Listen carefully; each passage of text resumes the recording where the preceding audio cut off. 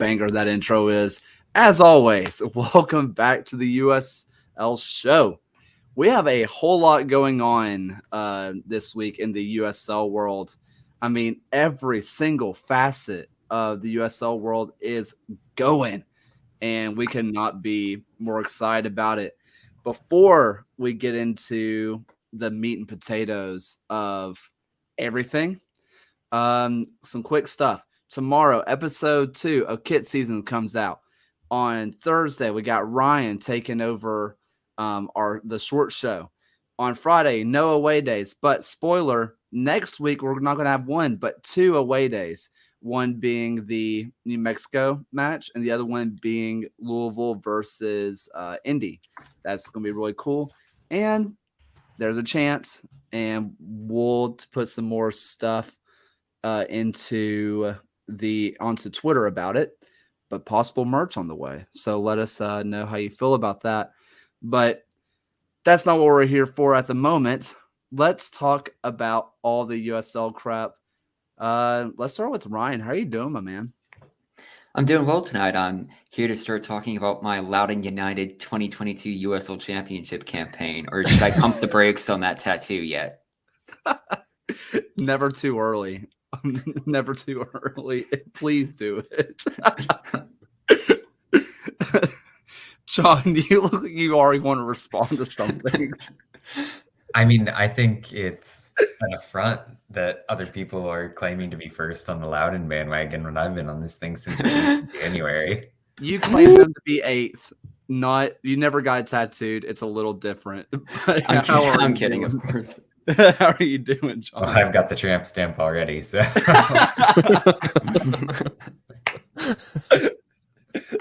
You doing all right? Never better. What a start. Alan, how you doing, my man? I mean, how do I top that? Like, I don't think I can. 2 tramp stamps. I mean, 2 tramp stamps. Double it up. Double the pleasure, double the fun. Always. Yeah, I mean, it's nice to see a team do this. This is like RGV last time, so like let's hope they can sustain it. And I mean, I'm always rooting for chaos in the East. Like, I don't have to worry about it. So if Loudoun wants to go and like bust everyone's playoff bracket, like I say, go for it. The more chaos, the better. So by the way, we're going to get to this in a moment. On my other screen, Westchester just took the lead in extra time, a battle of 2 USL League 2 teams. Westchester was down 2-0 at one point. So this is quite the twist. Phil, I want to ask you how you're doing, but in more than one way. You are still last on the pick'em. Yeah, I mean, are you okay?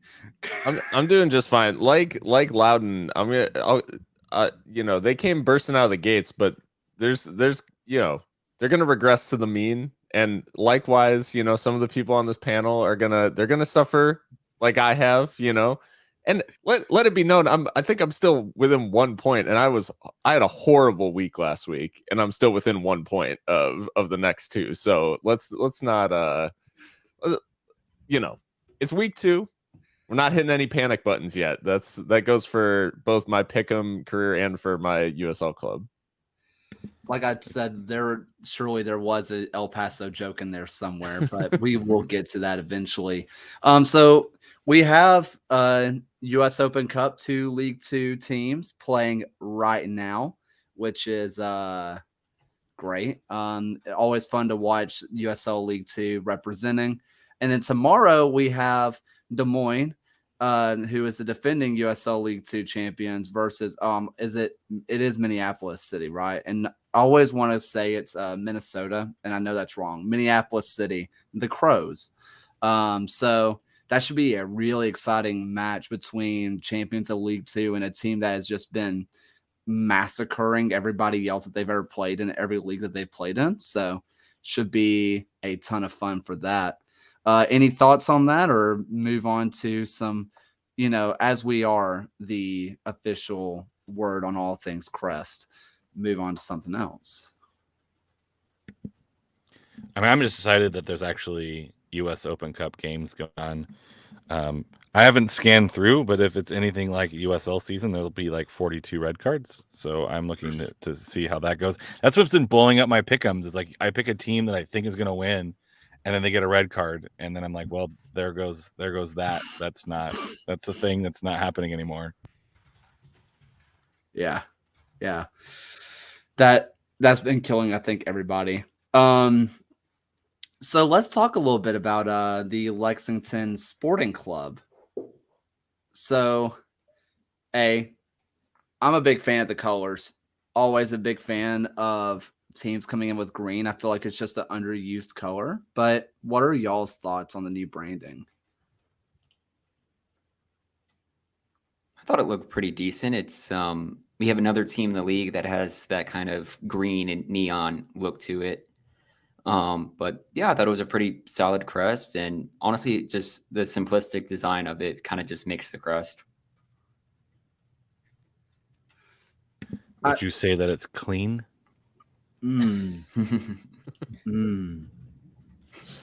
See, I think it's a nice badge. I don't know. I think it's fine. People were clowning on it for what, looking like was it the Ferrari logo Ferrari. maybe or something Irish like that? Ferrari. Yeah, I don't know. I Yeah. was into it. I mean, we mock the clean comment, but it is a clean looking logo. Like the color scheme is nice. It captures the Kentuckian sort of symbology. I'm here for it. I mean, if that downtown stadium turns out to be a thing, Lexington is about to be popping. I like Lexington as a city personally anyway. Andy, that is a great question. There were no mountains, but horses are known to be able to go up mountains. So I'm sure we'll get there eventually. Last I checked, I don't remember a mountain in Lexington, but I don't think I was sober last time I was in Lexington. So I don't remember.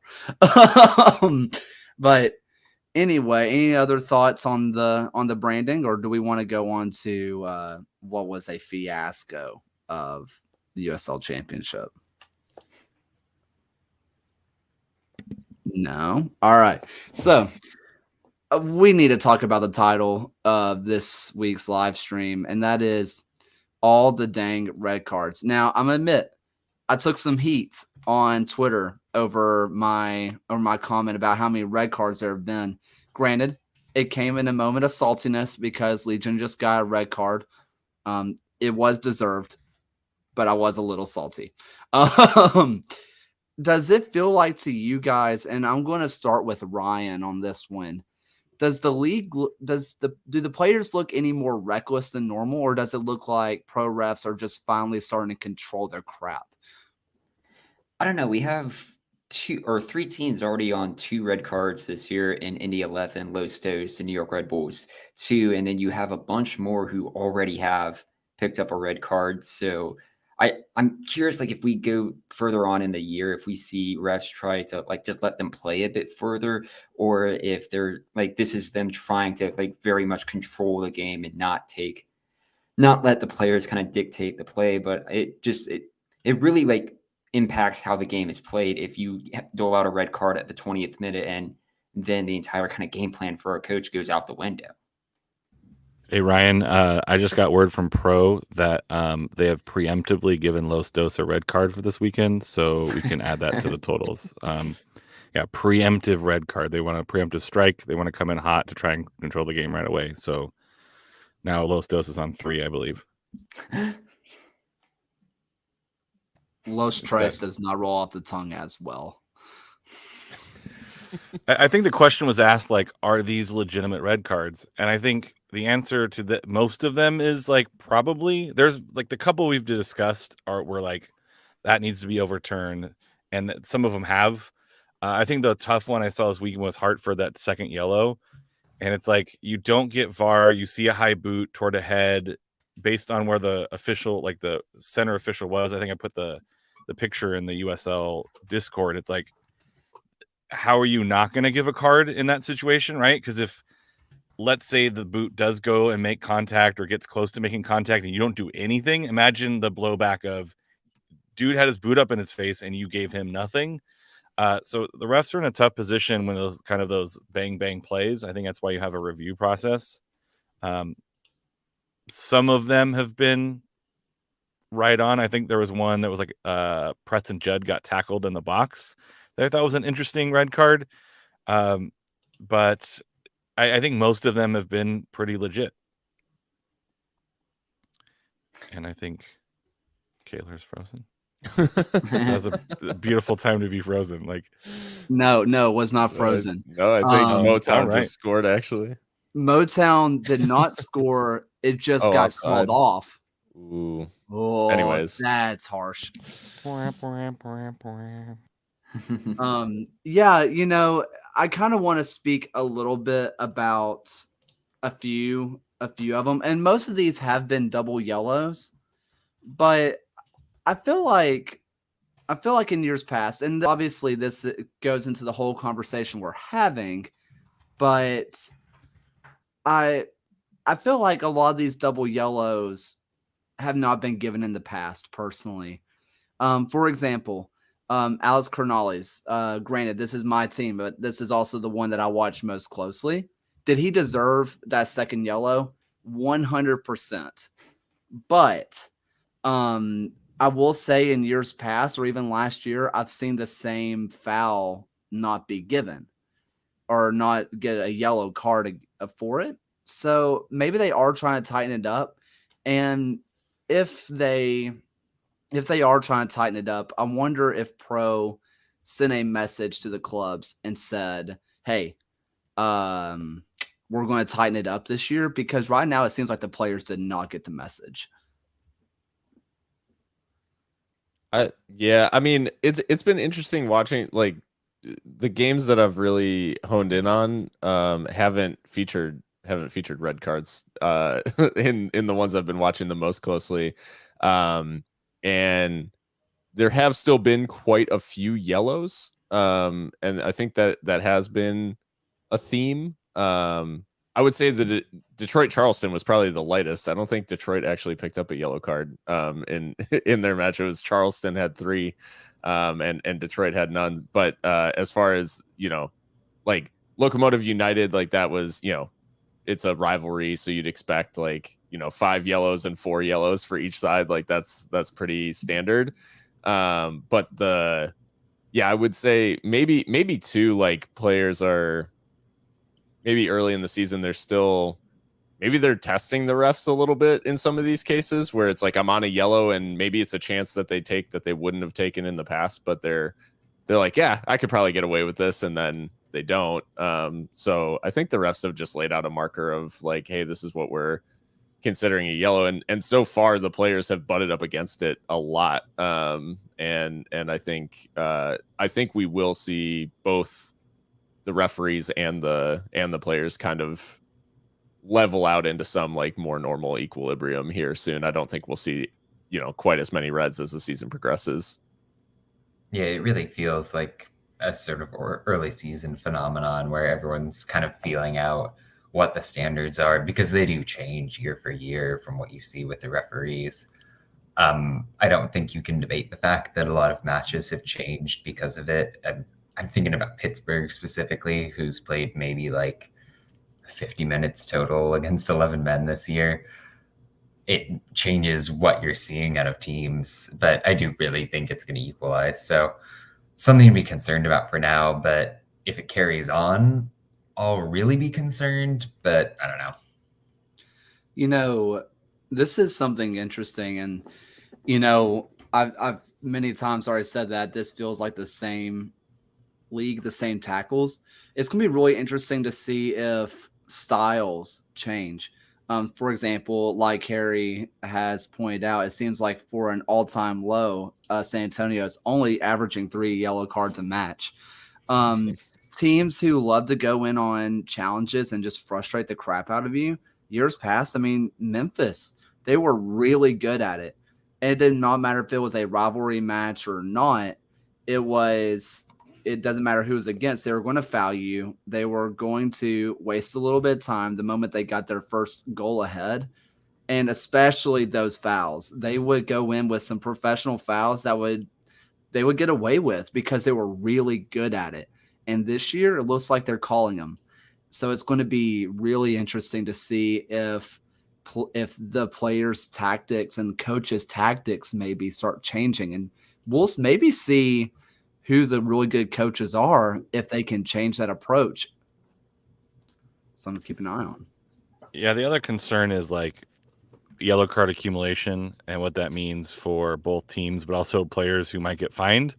Whereas if you feel like some of these yellow cards are maybe a little bit soft, you're going to rack some up. I think a couple guys are on 2 already.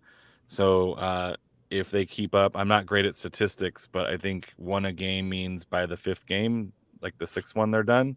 So like that's for some teams, that's like 2 weeks from now, which is wild.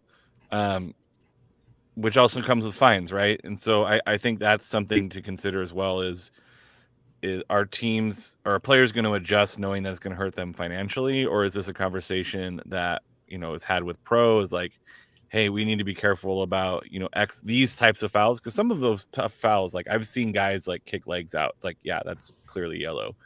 Some of the tactical fouls, I think there's some debate around whether it's an actual yellow card, a breakup of a play, or if it's just a guy gets beat in the defensive third and pulls a guy down, maybe not card that guy. But if it's clearly breaking up a counterattack, so I 5 yellow cards fine. Is a fine. Like guys are going to start having to decide between. Yeah, thanks, Ryan. 8th caution is 1 game suspension and a fine. So 5 cards, they're getting hit in the pocketbook. So maybe 4 weeks in, we'll get our first suspension. And then some of the straight reds mean a longer suspension, I believe. So guys are going to be missing, and coaches are going to have to think about rotation. You're going to have to think about if a guy gets out, who we putting in, and then the pocketbook thing is another one as well. Well, it's 8. It's 8 before a suspension. I'm looking at the league rule book now for player caution accumulation. Really That's wild. Like the best part was it was 8 during the shortened season, and I think Loyal had 14 matches left. It's like you could basically get a yellow in every match and be fine. Like you can like take 1 off here and 1 off here, but it was still 8. They didn't change the rule for the cut in half season. So you had 14 games to get 8 yellow cards. That's crazy. Okay. I want to give a little opinion real quick on what John just said. And this is my biggest frustration that came from the Legion versus Tulsa match. Sean Lewis was given a yellow card for time wasting either at the end of the first or at the beginning of the second. Later on in the match, he wasted over 30 seconds and was not given a second yellow. If you're going to give a yellow for wasting, I think I counted it was only 12 seconds and not card for the 30, then what was that yellow card for? Because, I mean, keepers don't rack up 5 yellows unless they're just ridiculous.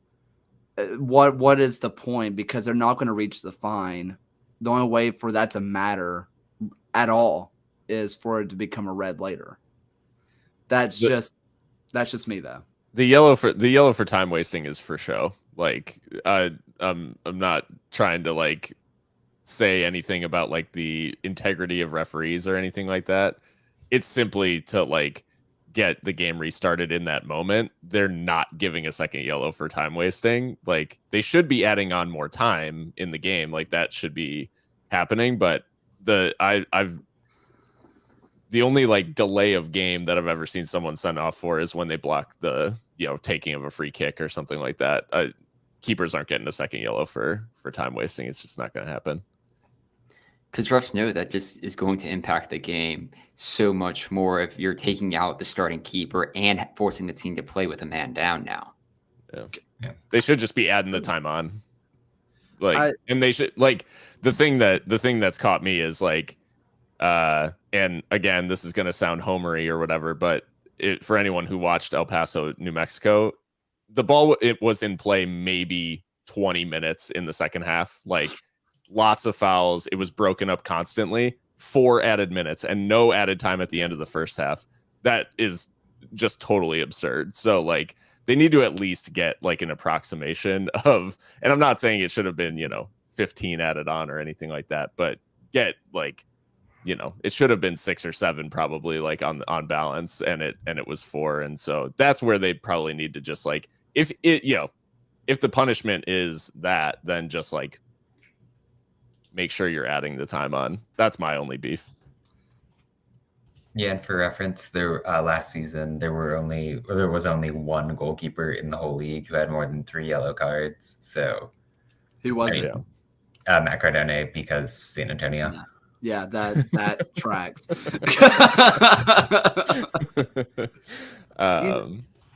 Yeah. There's a lot of, and I kind of want to jump to this New Mexico match fairly soon. Do we have to? Yeah, unfortunately. I've already put myself through the pain of Legion. I had to listen to John talk about it last night, and that sucked. So yes, we do.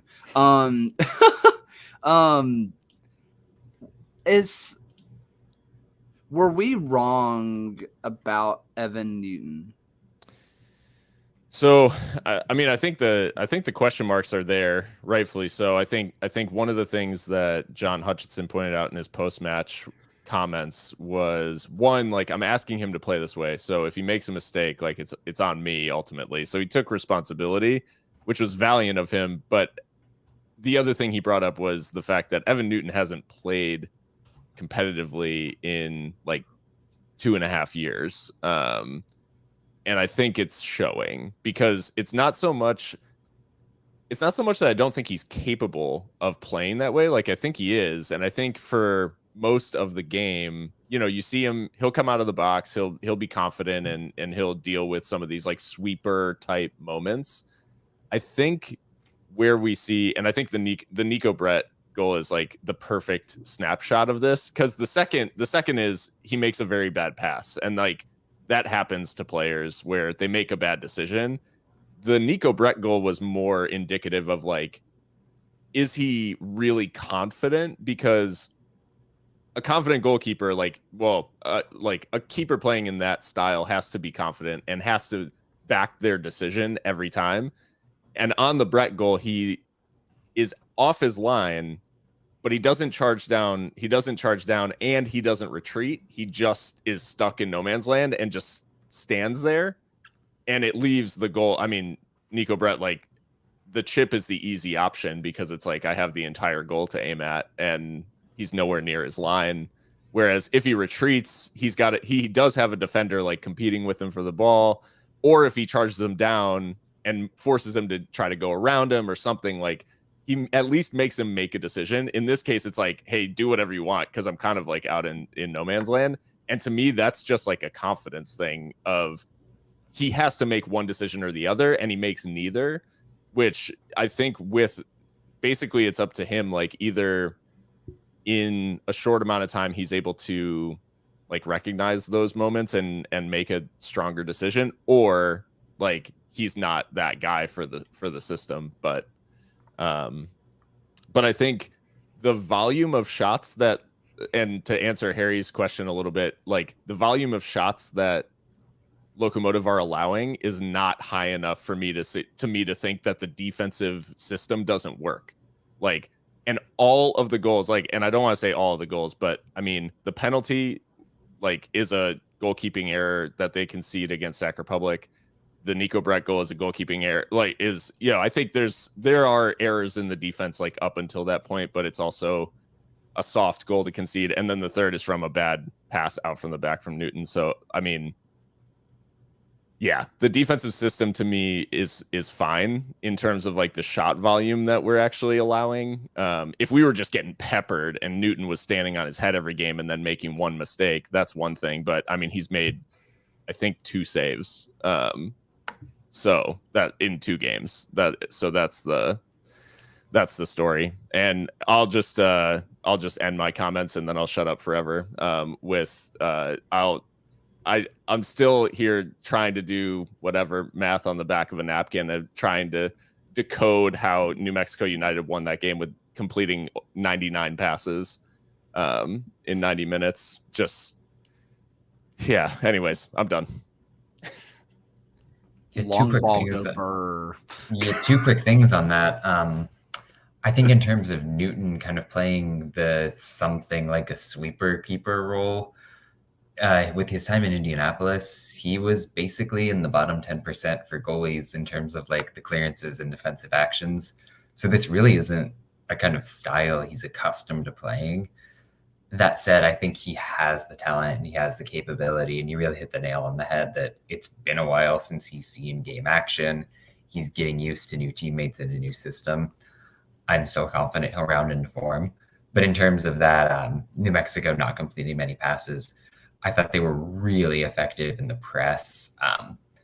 The way they sort of adjusted the system where Chris Whelan would drop a little deeper, they pressed with the front 2, but they really bombed the fullbacks up the pitch, was effective in that first half especially. That's what made the difference for me, much more than the long passing, which still was a thing as well. This is a strong New Mexico side at the end of the day, so I don't want to take anything away from them. And I thought they came with a solid game plan in this one. And looking at American Soccer Analysis, they do have Evan Newton for his goals minus XG. It's the second worst in the league right now. Only behind him is Matt Van Oekel from Birmingham. But I'm sure, Phil, it's been frustrating these past 2 games looking at the XG and seeing El Paso outperform both of their opponents and still not able to walk away with 3 points. Yeah, I think it's frustrating, but it's been heartening in a way, only because I think the game plan and the style and all those things, like it shows the XG at least shows to me that it works and it can work in terms of getting results. I mean, Cristiano Francois has like an inexplicable miss in the first half, and at 1-0, Diego Luna is a thick coat of paint on the post away from adding a second. So, very different game. And I think we talked about, sort of last time out, El Paso, they'll have the opportunities. And I think they've shown that like the way that they set up is going to create those things for them. It's just about converting them. And I think with time, I don't think you're going to keep a player like Francois from missing tap-ins like that often. Yeah, I think at the end of the day, like that match at, if it's 2 or 3-0 is a very different prospect for United. Given that, like, what made them so effective to me in the second half was like the change in the game state and it being 1-1 and them being, as we would be in Albuquerque, like content with a point. It really let them focus defensively and focus on frustrating Francois and Sanupe from finding space out wide, which led to that second half being like completely disjointed from Locomotive. So yeah, I mean, at the end of the day, credit to United because they did execute a good game plan, but Harry, I hate you. But so I think anyways, that's listen to Seriously Loco if you want my full thoughts on it. #ad. Before we get, oh, whoa, my pop filter just fell off. That was sick. Before we get too far, I guess, I want to just kind of go around and give our big, what is the word for it? Our biggest I told you so's and the biggest shockers. I just want to do them all at once. Let's start off with John. Biggest I told you so and the biggest shockers of the weekend. Well, I think in terms of the first one, I'm being goaded into Loudon praise, and I am so happy to provide it. Granted, that was a red card game where they kind of were getting their asses handed to them before the red card, but they came on so strong afterwards. They earned that nice 3-0 victory over New York. So that's definitely my told you so of the weekend. If I'm thinking about one where I'm being proven wrong, I think it's Las Vegas getting that 2-1 win over Phoenix, where I've basically spent a lifetime just crapping all over Las Vegas and what they've been doing. And on the other hand, praising Phoenix and thinking that they were kind of going to coast this season without losing much of a beat given some of their losses. And that's just not been the case for them so far. So those would be my picks there. Ryan? I'd say one thing that I'd have a little bit of pause or concern about would be Charleston. Phil, you're at the game. You could obviously speak a little bit more to them, but it seems like there's been just some difficulty or that they didn't go as forward. If you're looking at some of their passing accuracy through their first 2 games this year, they're not only bottom of the league, they have a 49% passing accuracy, which is rather poor, and it looks like it just wasn't on the same level when they played Detroit. It's still very early in the season, but I think there is at least pause for concern for Charleston at the moment. And then I guess for a result that is probably still pretty earned is just Colorado Springs still keeps finding a way to just play defensively solid and get results where they need to as they pick up a win over Monterey Bay this weekend. Alan? Yeah, I thought the Loudon was the surprise to me. I'm going to go opposite from John. I think that 3-0, the way that game kind of turned on its head, you have to give Loudon a lot of credit for taking advantage, right? We've seen teams go up a man and struggle, and Loudon did not let that break their spirits, and they played really well. It was a fun game to watch from their perspective. Like, I was legitimately finding myself enjoying watching Loudon play. I'm not sure how long they're going to be able to maintain this success, but it's a fun ride while it lasts, right? It's kind of this West Coast. I don't really need to pay attention to the East Coast until we get close to playoff time or there's an interleague matchup. It was just a really fun game to watch. I told you so. I had a terrible week, so I'm not even sure I told you so, because I think I'm gonna just say that I thought Sacramento deserved something out of the San Diego match. I thought there's something there in Sacramento. They had some dangerous looks, but I'm happy that they didn't win. It feels weird to start a season out 2-0 as opposed to 0-4. So this is like a new feeling for me. I'm not sure how to take it. Obviously, the Vegas Phoenix match is a shocker. I haven't watched it yet. I'm not sure I'm going to, but that was very, very surprising. And then Orange County RGV was exactly what I think everyone thought it was going to be. And I'll leave it there. But yeah, I don't really have an I told you so, because I was wrong about a lot of things. Phil? Yeah, well, Ryan, I mean, you teed it up nicely, I guess, with the I told you so, I guess. And I put this I'm using this pretty generously for myself, but Detroit City getting their first win in front of their home fans, in the home opener, it was cool to witness for sure. A cool day for DCFC. I think, as far as Charleston's concerned, one of the things that really struck me is that they really do, that 49% like really speaks to the fact that they are really playing like this super counterattacking, like long ball style. And they were really looking for it was basically just Aiden Apodaca, like as the out ball, like hoping that he can chase it down and get in behind and cross it, as they did for their first goal in their opener. So yeah, I think there's a lot of like skilled players on Charleston, like in Charleston's lineup. And there's a lot of pieces where I'm thinking like, okay, they're almost less than the sum of their parts, which is like a little frustrating, I would say, for Charleston fans. But even then, at the end of the first half, they are so skilled that Detroit City was by far the better team in terms of like their game plan was working. Their wingbacks were like absolutely feasting. Everybody was like, they were just eating up ground. But Charleston at the end of the first half had the better chances, despite Detroit being the better team. So I think Charleston will still have those moments where they are not the better, they're not that great of a team right now, but they are there's a lot of really good players.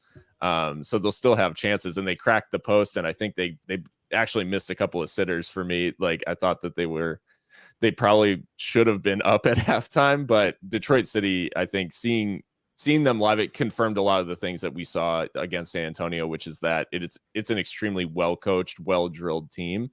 And in the end, like, Antoine Openo, show it, like, providing that little bit of difference in there. But I think they still just look a little hesitant in front of goal, and that's where I think they'll probably struggle this season. Is just they probably won't score as many goals as they deserve to score based on what they're on how they're playing. But yeah, the I told you so, I guess, is Detroit City getting the win. And then as far as things that surprised me, I mean, I don't know about anyone else, but I was surprised at I know we have San Antonio folks around, but Los Dos, like, kind of, I mean, they probably deserved more, like, out of that game, to be quite honest. They generated a lot of shots, which really surprised me. And so, yeah, San Antonio, I think, will be feeling like pretty good about the fact that they got the 3 points there. But it did raise some questions for me just about, like, is San Antonio, like, at the level that we are assigning? Because that was just a lot. I mean, they allowed 22 shots, like, which, questionable quality throughout, but the reality is just that volume was really high. So anyways, that and Miami, I had them going to Louisville and getting something, and Louisville made, like, pretty short work of them. Like, they found it pretty routine, I think, to get that win. So yeah, I think this Lou City side may be a little bit stronger than I was giving them credit for, and maybe Miami not the team that we thought they might be. Yeah, I mean, there's a lot there, and we're gonna hop into that in a minute. But as for the Los Dos, if you go on FOTMob, I love FOTMob for quick, easy stats, but I really hate their system to give grades, because I feel like they're not accurate all the time, because I know there's an algorithm there. I get that, but I still don't know exactly how it works. Preston Judd did not have a 6.3 kind of game. Look, I get that he didn't get all the goal, or he didn't get a goal and he didn't get the assist, but man, like, he was the engine that got that gets that team running. I've been banging the Preston Judd drum for a while now. I kind of like Aiden McFadden, why he isn't in the MLS somewhere, I don't know. It makes zero sense to me. But my biggest I told you so. Alan, someone brought it up in the chat, and they were right, and I was going to give you credit for it, but they brought it up first. You did strong arm me into picking New Mexico, so you did do one thing right. You're welcome. Thank you. But my biggest I told you so, I picked Loyal. I'm a big believer in what the Loyal are doing this year. I really am.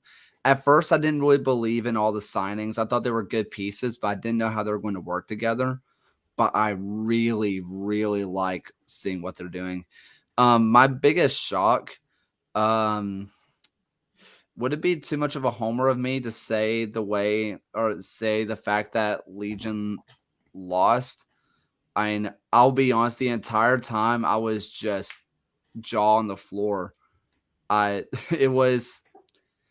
one was hard, but if we're going to go away from being a homer, I guess I was a little bit shocked by the lights, obviously. It wasn't even just a fact that they beat them. The thing that's going a little bit underrated, I was very impressed by their backline. I was really impressed by the Lights backline. And if they can keep doing that, I'm not saying they're going to be good, but they won't be wooden spoon winners. And I think that's all that matters for the Lights right now. Yeah, Kaylor, I've noticed this about FOTMob's rating. I think a lot of these websites' ratings is if you have a striker that doesn't score or doesn't get an assist, it's like they had a crap game. When you might have the target guy who can play guys off of him, you might have a guy who's pulling defenders out of position, and that's never going to show up on a stat sheet, and it's going to be like 6.2, and it's like, yeah, but if that guy wasn't there, the guy who got the 8.4 rating wouldn't have gotten an 8.4 rating. He would have been stopped by the defense. So I think it's just kind of a flaw in the system, the algorithm of if a striker doesn't get a goal, they had a bad game. And I think that's like, if you're doing like armchair analyst commentator, that's like an easy one, right? If you have a striker that doesn't score, then they're unsuccessful.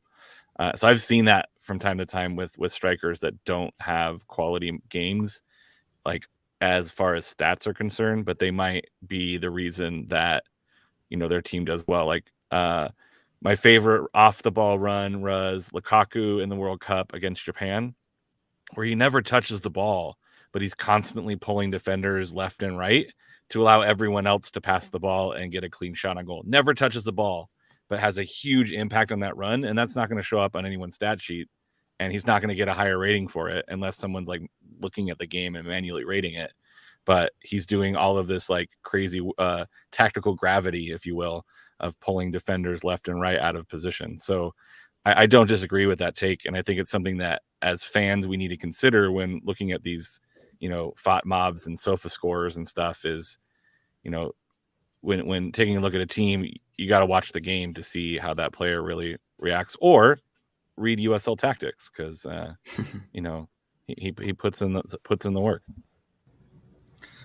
Yeah, I mean, this is, and I'll let John speak. I mean, to speak on this, if you were to look at FOTMob, you would think that Enzo Martinez is the worst player on the Legion. And I think anybody who's watched the last two matches would tell you he's the reason why we have scored any goals. He might be the solo reason why we have put the ball into the net, and you would think that he is the worst player for the Legion, and we should have never signed him. Yeah, I mean, it's always something to consider with that. But hey, we do have one of those statistic nerds that actually watches the game. Hashtag ad. Yeah, for being honest, I don't even pay a lick of attention to the FOTMob sort of thing. Like, they do fine work, and I love the fact that there's someone out there trying to quantify that sort of thing. At the same time, it's what everyone is saying, where the algorithm is so simplistic and it can't, over a one game sample, kind of suss out and separate those less visible aspects of a player's game.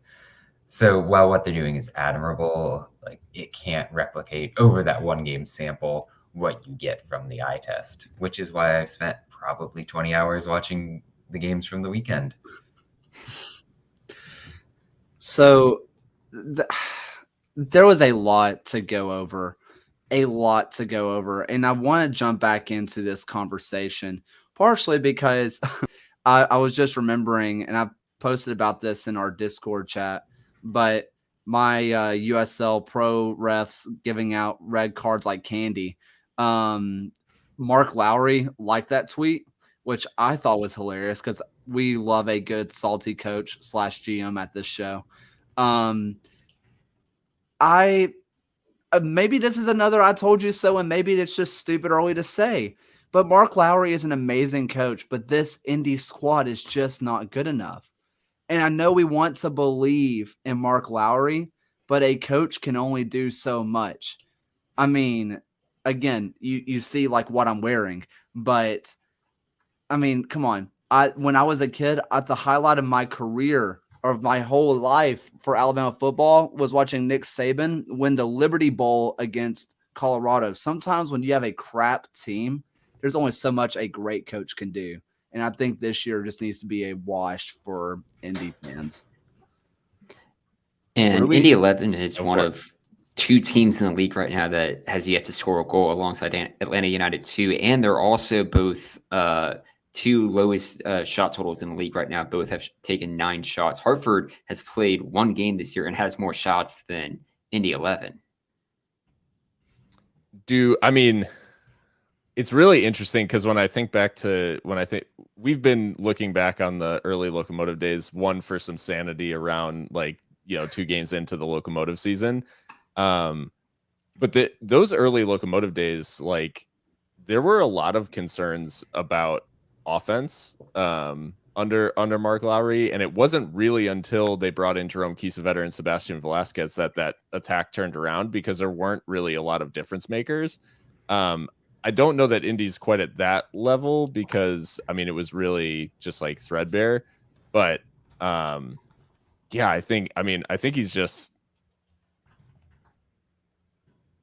he's got to find answers pretty quickly. And I don't say that from a perspective of, they're out of the playoffs or something like that after 2 games, but I think the faith in the project is fading really quickly. And I think he does need some momentum just to win the fans back. Because there's a lot of keep the faith type stuff going on, which you wouldn't expect from an established USL manager like him.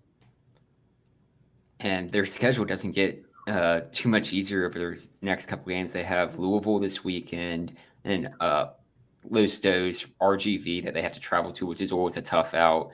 They may get some reprieve by hosting Atlanta United 2 and just kind of a quote-unquote relegation battle, and then they have to host Orange County. I do want to have one comment on that Robert put in. While the West is very deep this year, I think the East is very close to being just as deep. In my personal rankings, I have basically the East being 6 deep of teams that could win the USL Cup, and the West being about 8. At least when it comes to squad talent and just squads that I trust. The East is still really freaking good, but Indy's not sneaking in there. And this hurts me in every fiber of my being, but they're just not as good as Area Code. Based off what I've seen, they're not as good as Detroit City. I have Detroit City and 901 easily above them, and that's not including Tulsa, which I massively underrated. It's tough for me to see Indy even sneaking in whatsoever. What do we think of these acquisitions that were announced, which was sort of it felt a little reactionary almost potentially from Indy as they signed Rodney Michael and Alan Torres, couple of League One talents, and actually it's a loan for Torres from Torres Madison. He's going out on loan to Forward Madison. Oh, They loaned him out. My bad. Yeah. No, but they brought in this random striker from Tormenta, maybe. Tormenta, yeah. How much money has Tormenta made on transfer fees this year? Because I feel like they are raking in it right now.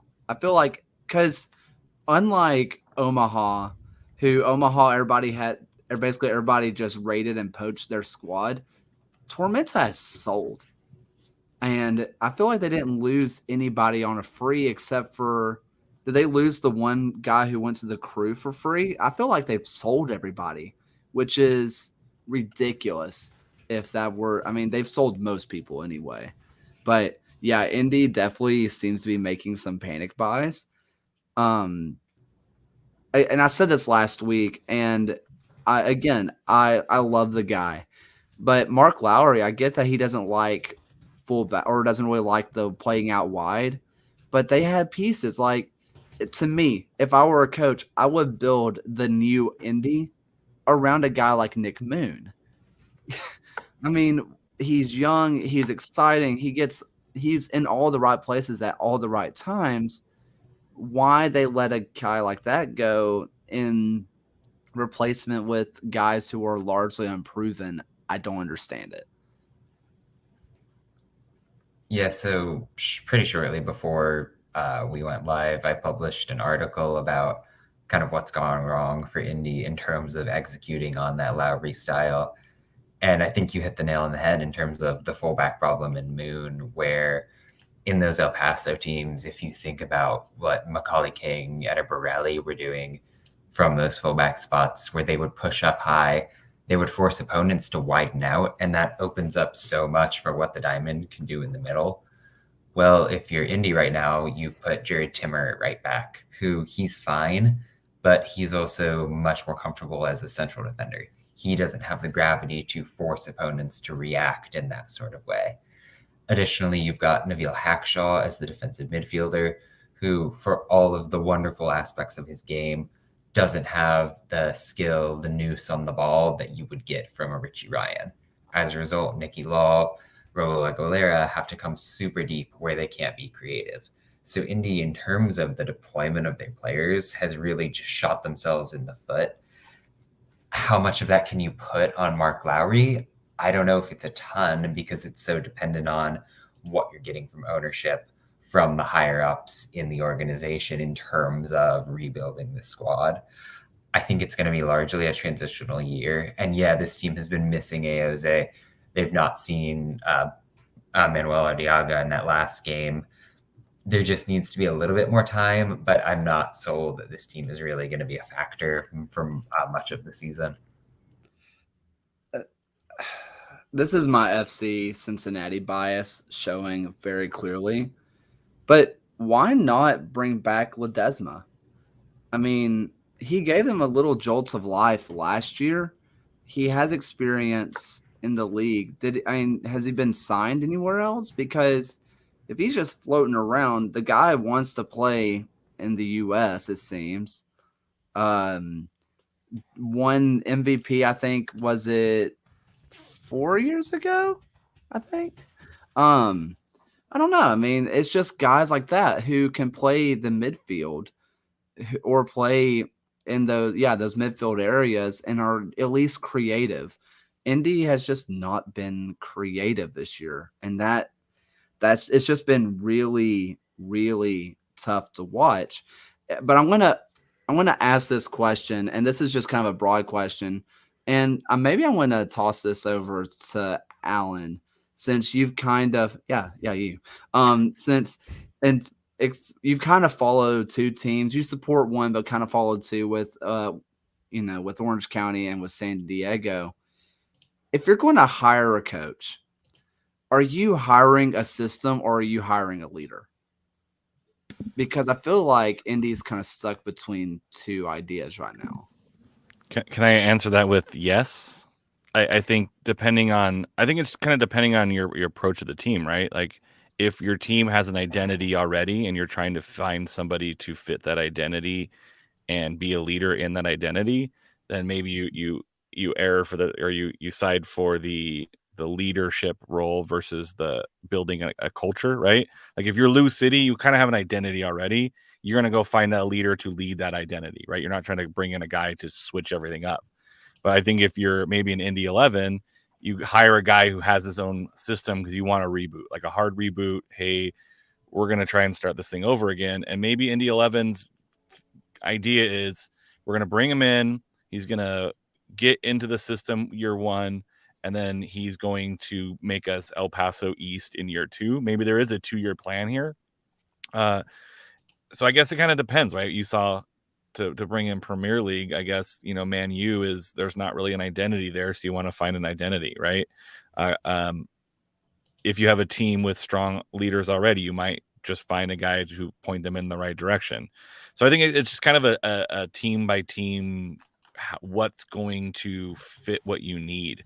And I think right now Indy is looking maybe for a hard reset. And at USL level, is there a guy that you trust more than a Lowry? I'm not sure there is right now.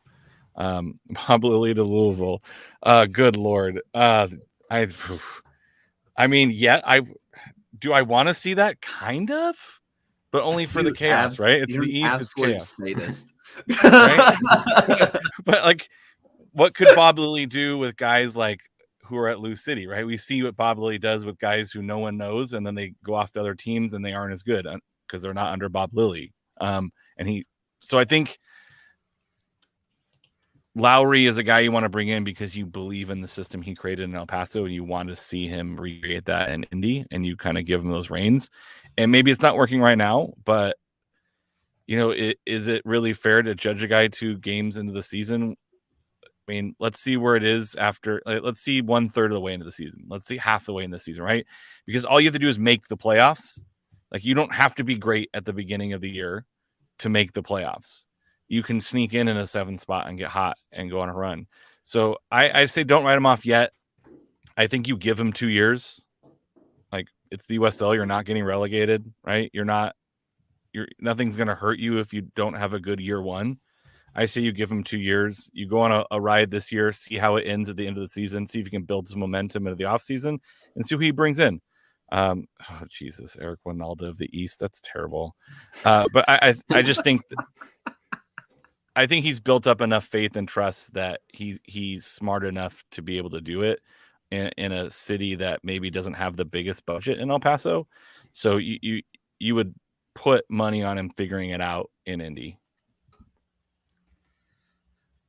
So I want to go ahead, move on to some predictions, which, not to brag or anything, but some people are saying I am the best predictor of all time. Mainly me. I'm the only one saying that, but people are saying it. And let's go ahead and go through what we have picked as basically the 10 matches to watch, the ones that we're going to be predicting. Some rivalries this week. Very, very spicy. I know we had one last week, but it's going to get very, very good this week. So let's go ahead and start off in Tulsa. And we are going to be going Tulsa versus Loyal. Let's start with John. I am on mute. This was a tough one for me, but I'm leaning towards San Diego here. Ryan? I would back San Diego to win this one as well. I think they have good momentum coming out of their first 2 games. And I think given that you have Phoenix on the weekend, they may try and get the 3 points of the week out of this game. Alan? I was saying it, Harry. I was the somebody. I'm not sure who Tulsa is right now, so this one was really hard for me. I think traveling east is rough, but I do think Ryan's right. I think traveling east will be fine. Traveling back to Phoenix is where San Diego might run into some issues with Phoenix kind of lying in wait, and we'll get to that pick later. But I think San Diego can do enough to go on the road and get a win in this one. Phil?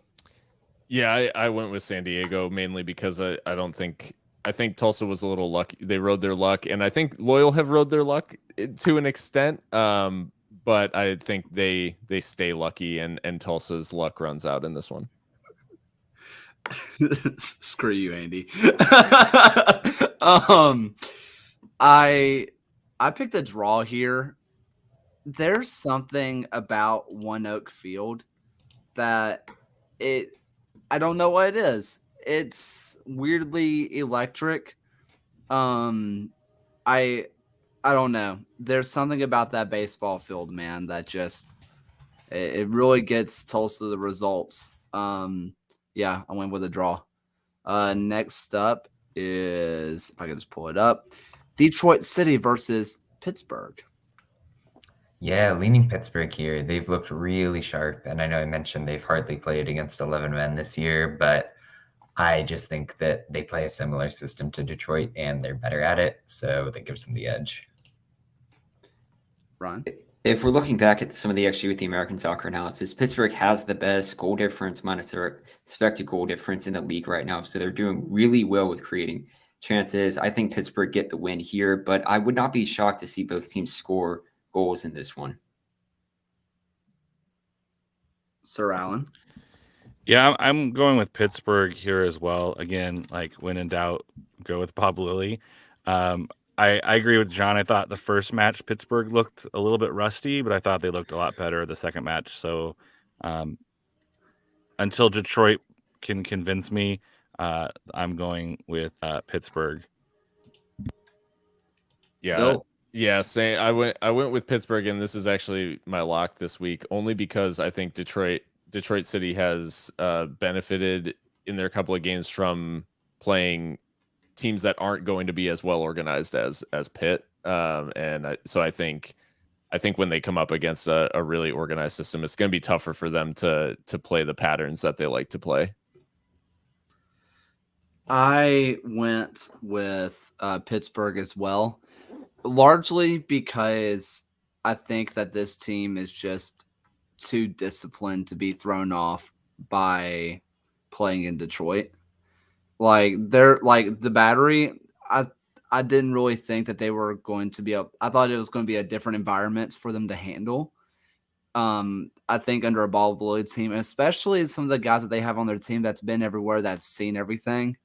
Yeah, they're not going to be bothered by what's going on at Millwall Light. Let's see what else is next. We got New Mexico versus Orange County. Well, after some friendliness last night, I'm back on the Orange County slander, and I've got New Mexico winning this one. Ryan. I have New Mexico winning this one as well. Alan? Yeah, same. I think Orange County likes to defend first, attack second, and I think New Mexico just has a little bit too much that they're going to be able to break them down. And when Orange County goes down a goal, they're not quite as good, I don't think. I think, they scrambled to win last week, so I think they go on the road and don't quite pull it off. New Mexico wins. Phil? I almost picked this as a draw because I do think that this isn't New Mexico's favored opponent in terms of being able to play the way that they'd like to. But I let emotions rule the day and I picked Orange County. I went with New Mexico. I really like what they're doing. I nothing else really to say. I mean, Orange County is fine. They're going to sit back and attack, or not sit back and attack. They don't do that. They're going to sit back and defend. But I think that New Mexico has the right pieces to pick holes in the space that Orange County may allow. So that's why I'm going with New Mexico. Next up is the trademark Miami versus Loudoun. John's Loudoun. Yeah, and despite the fact that I do love Loudoun, I think that this is kind of a tough ask to go into Miami and get that result. So I'm going with a draw here. Ryan? I picked a draw here as well. Loudoun has an 85% passing accuracy and the most passes attempted within the Eastern Conference right now, but it's a tough ask, and I think this is going to start a really difficult string of games for Loudoun. Here they played two teams that probably were worse than them to start their season, but I back a draw. Alan?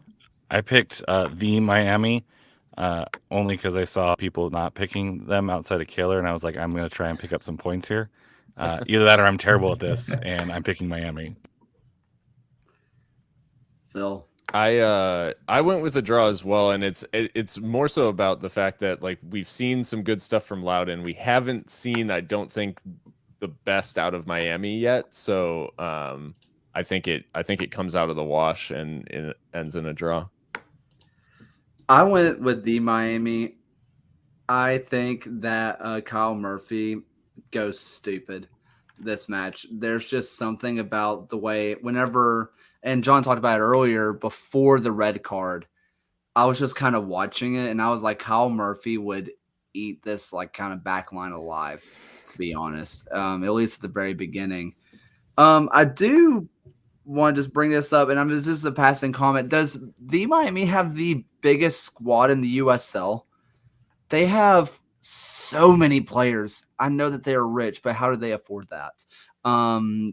Christ, if you haven't looked at their squad, it's stupid. They are just hoarding talent for no reason. Next up is I don't remember the entire John, what is the acronym? The Lou City. The Louisville. You mean the Louisville Indianapolis Proximity Association football contest? Yeah, that one. I can never remember the letters in the right order or what. Yeah, it's I can remember long or unwieldy at all, so I don't understand how you're not remembering. But I embarrassingly, as an indie guy, have to go with Louisville here. And I want to say I have this as my lock. I'm fairly certain. Yeah, it is. This is just not going to be a good game. Ryan. I put Louisville as my lock for this one as well. I think it would not shock me if this would go to above 3 goals for Louisville. Alan. Yeah, this is my lock. I'm saying Louisville as well. I just want to see this like a 1-0, like just like maybe stoppage time winner for Lou City. Like just play with them a whole bunch. Just like toy with them a little bit. This is so cruel. I was gonna say that this is about to end up on the locker room in Indy, right? So I'm trying to jumpstart Indy here for you, Phil. I'm trying. This is my pressuring Kaler into picking New Mexico because I want Indianapolis in to like feel good about themselves. And no, and then with Miami hoarding talent, I also heard they have 32 cats.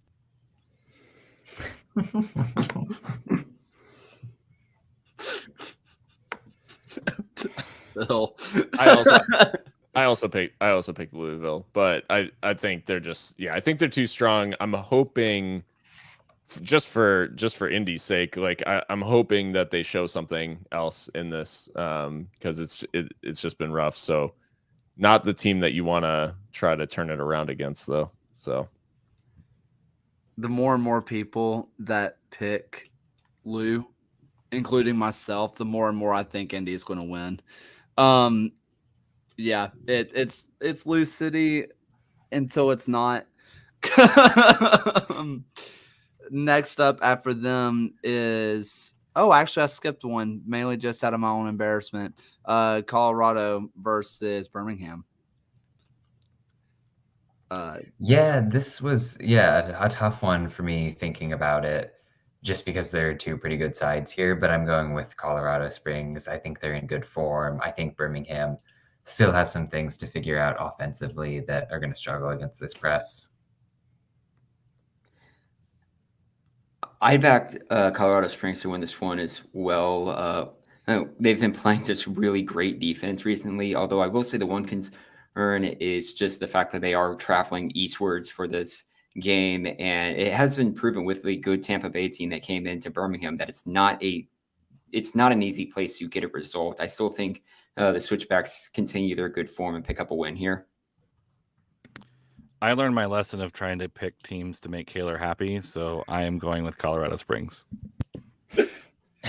I picked this one as a draw because I think the travel plus Colorado Springs they're not quite in that like goal scoring flow yet that I think we expected. They have, they've scored a couple in the opener, but they, against a Monterey Bay team that got, schwacked down in Phoenix, they didn't quite show the same sort of level. So I think this is a draw. I have Switchbacks winning for everything that is. One of our center backs just went down. Another one just got suspended, and one of our midfielders just retired today. So USL, everybody right now. We're not vibing.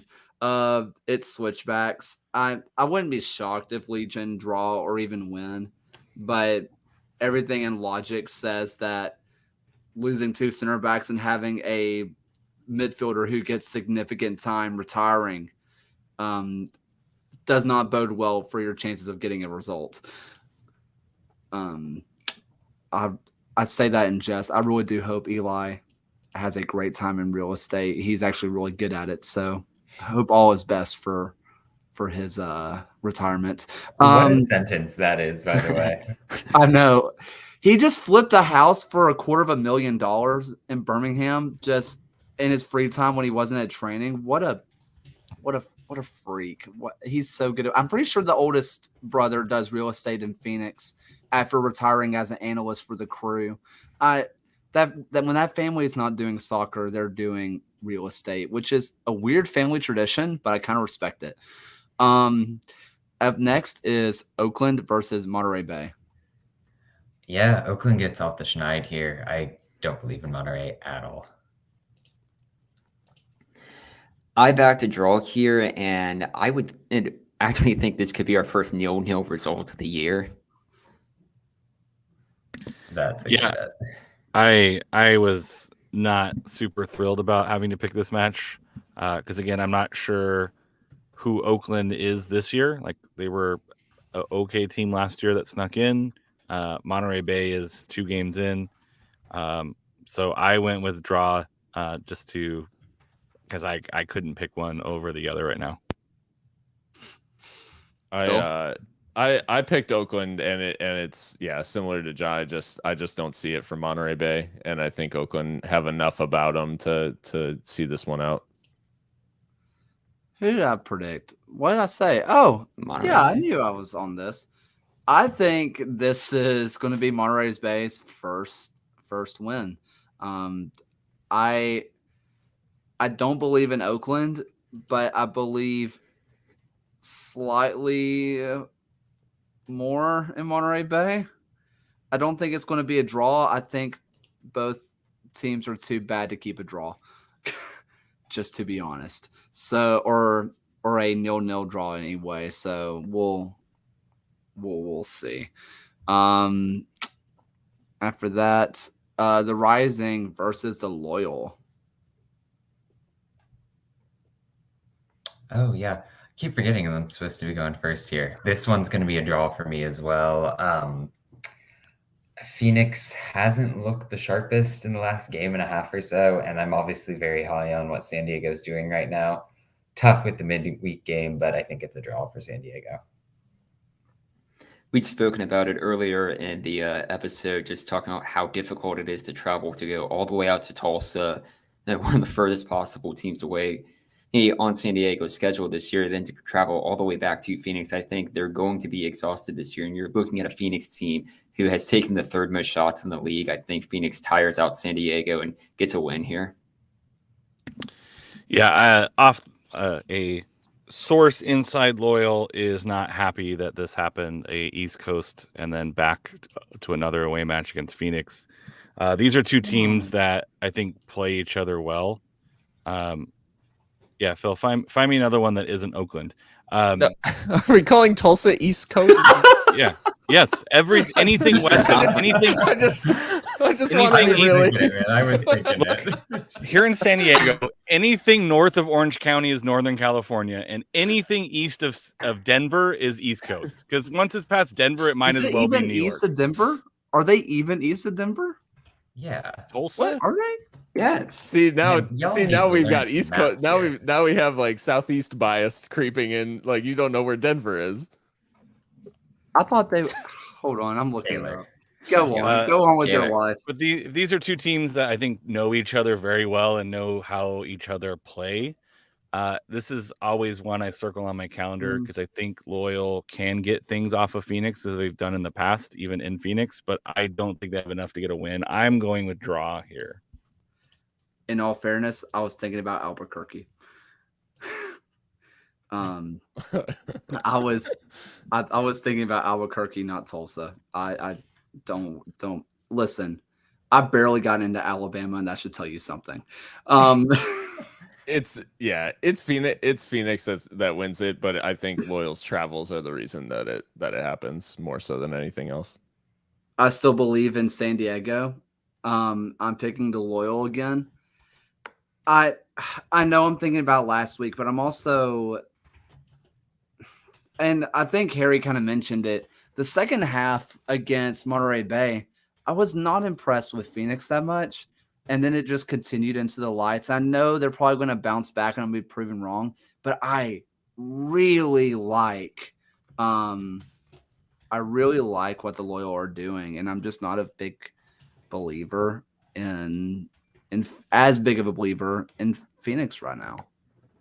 I mean, yeah, Loyal are, a couple second, like a 97-minute own goal from having a draw against LA Galaxy 2 on their resume. So it's like, the Lights result, the second half against Monterey Bay, they were already up 4-0. Like I'm not ready to write Phoenix off like as the best team in the West, like based off of, that necessarily. Okay. I was thinking about where, to be fair, Albuquerque is west of Denver. Screw off. Quit while you are ahead here, Gaylor. Quit while you're ahead. I haven't been ahead this entire episode. The Lights versus area code. Yeah, I mean, I can't pick Las Vegas, can I? So I'm going with Memphis here. There's no way they string together 2 wins. Well, they have to play El Paso in between, so they play Okay. tomorrow, which is This doesn't change my opinion on that.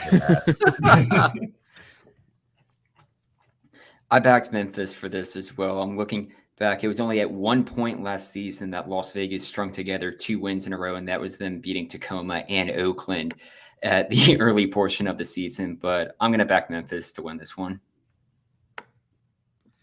Alan? I went with 901. Phil? Yeah, 901. I went with this being my lock of the week. I picked area code. This means that Las Vegas is guaranteed to win, right? For sure. Yeah. No doubt. And we're going to get laughed at by actually nobody in Las Vegas camp has even celebrated towards us yet. So just in case anybody's listening, I still think Cal Jennings is one of the best strikers in the league. So They reported their attendance as like almost 8,000 people. I mean, if you saw the highlights, that's hilarious. they were on the beds. They were all on the beds. Don't worry. Or possibly storming the field afterwards. They were drunk and saw double. The llama counted.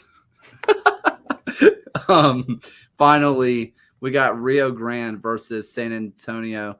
Instead of picking picks, over under 9.5 yellow cards given out in this match. Go. Under, but I do want to say I think San Antonio is going to smash RGV in this game. Both teams have a combined 12 yellow cards to start the year, so I'll make it a push, and then San Antonio wins. Alan. Oh, I picked draw. I think we talked about this before. RGV is a difficult place to go and make soccer happen. And they make soccer happen pretty good down there in RGV and make other teams not soccer as good. So I'm going with the draw. Interesting. Phil. I specifically took a contrarian view here. I think San Antonio goes down to Edinburgh and loses a close game, and I'll take the over on the yellow cards. I'm feeling over as well. I just feel like this is going to get so nasty and sloppy, and I'm so here for it because my team is not involved. I picked San Antonio, but when I first started doing my predictions, I definitely wrote down Rio Grande first. I think San Antonio just has the better team, and I want to believe in that, but also Rio Grande, they're just weird, man. I don't get it. Maybe what was that? Maybe San Antonio just like gets all their players kicked off the field at once, and who knows? It's going to be wild and stupid. I'm excited about it. But that is all of our predictions. This was a kind of a long episode, but there was a lot to talk about. Lots to discuss, and I'm sure we'll be talking about even more red cards next week, mostly about the 7 that come out of Rio Grande versus San Antonio. And it's going to be great. It's going to be awesome. Also, I'm just going to throw it out there. Twitter is going to go crazy when Orange County and San Antonio finally match off against each other. If we can just go ahead, call that the Power Rankings Derby. We're just going to go with that one. You can go ahead, take that title, John. You're welcome. Can you imagine Andy and Harry going at it? We're in luck because that's on April 9th. Orange County hosts San Antonio. Let's go. Coming up. Oh, man. Well, we went long today, so let's go ahead, get ourselves out here, check the YouTube channel out, check out some possible merch, check out the Twitter stuff, follow everybody on here on Twitter, and go show Gio some love. He couldn't be here, had some baby stuff come up, we'll forgive him today. But, go show him some love as well. John, what do you guys say for the folks? I am happy that my Arizona Coyotes didn't really trade anybody at the deadline and are still going strong at the tank. It keeps the guys I like, and it keeps us on the path for maybe getting the number 1 pick. So we'll have to mix in some hockey here. Ryan? I guess for me is I've been having a lot of pasta and chicken meals lately, and I'm looking for new suggestions of food or dishes to create. I also have an air fryer, so if anyone has any good air fryer meals, please let me know. I have recently, I have gone fully kicked meat and fish. So curry, anything curry and veggies is always good. And honestly, tofu, not that bad. Not great, but not that bad. Ringing endorsement of tofu there, ladies and gentlemen. It's Tofu. better- It's not that bad. An endorsement of how it tastes. Hey, it is what it is. Lordy, Alex. lordy. It's spring break for me, so I have started my playthrough of the Master Chief Collection of Halo. So I've been going back and playing through that, and it is quite an enjoyable story and game. And I forgot how much I enjoy playing Halo, not online against other people because I get really mad at that. So I've been going through the missions, and it's fun. It's a little bit horror. It's more horror than I remember. So yes, Halo, the Master Chief Collection. And the remastered ones are great. You can play the old school visuals or the updated vision. I just love what they did with the game. I am currently on. I just finished Halo 3 today, so that's how that's going. Phil? Yeah, I'm gonna be that guy. It's my birthday this weekend, so I'm just yeah. I get to I'll be out in Chicago, and I get to celebrate with my family and stuff. So just looking forward to spending some quality time. And John talking NHL, my old team is dead to me. So if anyone wants to campaign for me to become a fan of their team in hockey, I'm a free agent because my former franchise is hot garbage. So and not from a playing standpoint, from an off the ice standpoint. So yeah, anyways, if anyone has a hockey team that they're super passionate about, I'm a free agent. So well, happy birthday. Birthday. I couldn't think of a more fitting sound to associate with my birthday. Of course. I will go ahead and give my glowing review, and mine was going to be about hockey as well. I was literally typing the tweet to start some trash talking with John when I remember that Phil Kessel hates the Sharks and will just score against the Sharks. I will. My glowing review of the Sharks is that Evander Kane doesn't play for them anymore. But boy, does he look good for Edmonton. God, if they just had a keeper, man. Oh yeah. My outro or my little bit is that, man, it would be I wish UA, the University of Alabama, would just not be so harsh on whenever they're sending out weather stuff, because we had tornadoes and stuff. By the way, apparently a tornado went over my house and they just did not put out a tornado warning 45 minutes before the show started. So that was sick. Apparently there was a funnel cloud and everything, but we had flash flood warnings and UA calls, and the little robot lady, and I quote, said, "Hello, UA alerts." And she said, "Do not drive on the roads. You will die from drowning." And I was like, Jesus Christ, robo lady. That's harsh. You'll get So- you'll get an email tomorrow telling you. I'm sure I will. I'm sure I will. But thank you, everybody, for listening. Again, this was a bit of a longer show, but, you know, I had a great time. It's always great to see these guys and talk a lot of soccer and I guess a little bit of hockey talk. We'll never say no to a little bit of free hockey talk. But check out the YouTube. Kit Season comes out tomorrow. Another The Short Show being hosted by Ryan on Thursday. And, yeah, that's about it. Thank you guys so much for watching. Cue Allen's voice. Thank you for watching another episode of the USL Show. This and every episode is brought to you by the Beautiful Game Network. Find podcasts and other written work at bgn.fm. Once again, thanks for stopping by, and we'll see you guys again next week.